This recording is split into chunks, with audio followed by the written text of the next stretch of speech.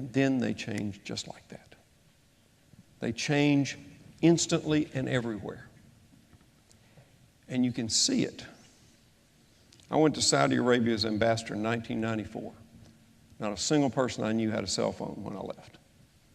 When I came back, not a single person I knew didn't have a cell phone. Think of the way you operate. Think of iPads, smartphones. Think of how you communicate and how much that's changed in a blink of an eye. Think of the way you watch television, cable and satellite, and the flat screen that was a military innovation. And it changes just like that. And I think we're about to do that on energy, too. President Obama has shown some pretty astounding leadership on this.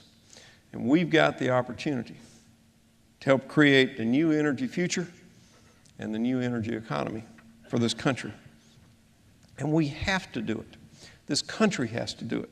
We cannot trade for dependence on foreign fossil fuels for dependence on foreign alternative energy technology. It has to be homegrown. We have to be in the leadership role on this. Now, I know that you heard from George Flynn yesterday. And when we started talking about energy, the Marines, being Marines, took it on in a really aggressive, really enthusiastic way, creating 2 experimental forward operating bases, one at Quantico, one in California at 29 Palms, and pushing the results quickly to the Marines. 3rd Battalion, 5th Marines, 1st Unit, that took some of this alternative energy out. Solar panels, wind, solar blankets to power things like radios, GPSs, longer patrols, fewer batteries, saved 700 pounds for a Marine company. They didn't have to lug with them in batteries. And you also save some lives. You make them better fighters. You cut them loose from their energy tether that they have. And you may save a little money. It costs $40 million. $40 million, one time. And it saves $65 million a year, over and over and over again. And it reduces supply flights by 450 a year, just what we're doing now. 450 fewer flights have to go into Afghanistan and 180 fewer trucks. We get them off the road. Now, those aren't big numbers by Pentagon standards in terms of money. But you do this over and over again, and it is. And one Marine saved, one Marine not killed or wounded, that's a big number. That's a huge number. In the 20 months since these goals have been set up, we've been really busy. We've flown an F-18 on a biofuel mix, and we've sailed one of our ships on biofuels. In August, we're going to start testing in partnership with private industry through a joint venture with Maersk, who I think's got a representative here today, because we know that getting commercial buy-in is pretty important. Because while the military can lead, it's going to have to be industry that expands the market.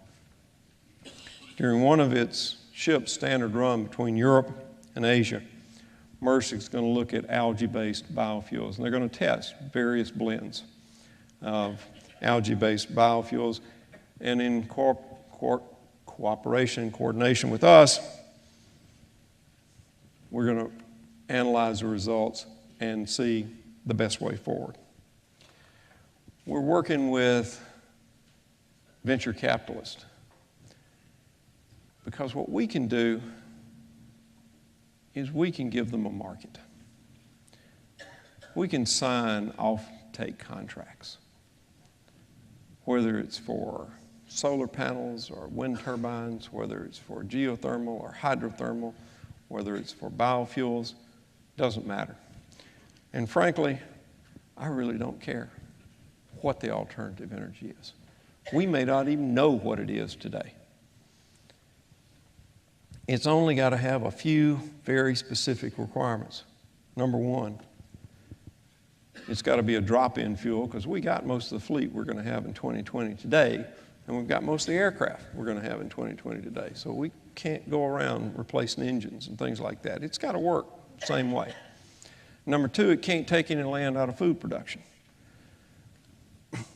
We need the food, and those two things are not competitive. But past that, I'm completely neutral as to which way we go. I have meetings from time to time with Secretary of Energy Stephen Chu, who won a Nobel Prize. And I understand about half of what he says.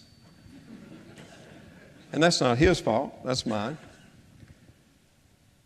But there are some incredible technologies that very smart folks are working on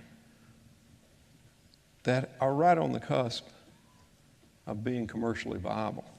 And that's what we can do. We've got, just to throw out some numbers, 100 megawatts of solar on the drawing board.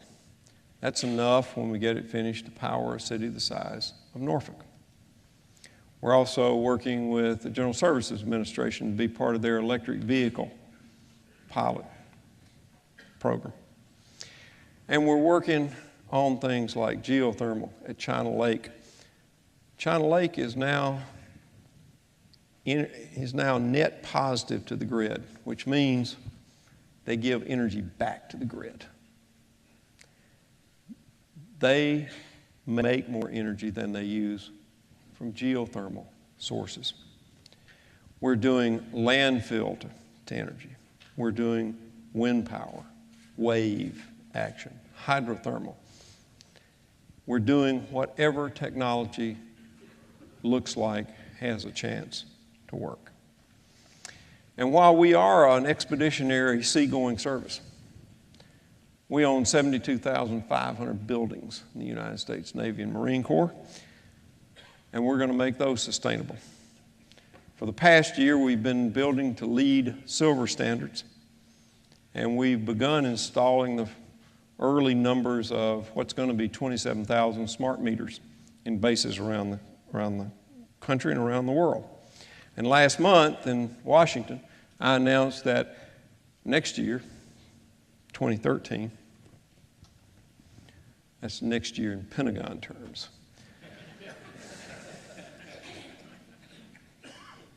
that in FY12, we're going to have a gold LEED option, but in 13, it's going to be mandatory that every building be built to gold LEED standards at no additional cost.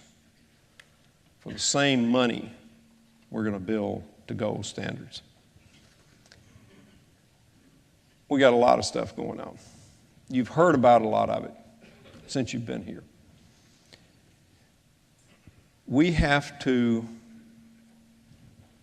have to do this, and we have to be good at it. We have to do it because of the responsibilities that have been entrusted to the Navy and to the Marine Corps. We have to do it because we have to keep American leadership in this incredibly important area. We have to do it for strategic reasons. We have to do it for tactical reasons. We have to do it to make the Navy and Marine Corps better and stronger than it is today. And the Navy and Marine Corps of today is the most formidable expeditionary fighting force the world has ever known. But we can be better. Our platforms can be better.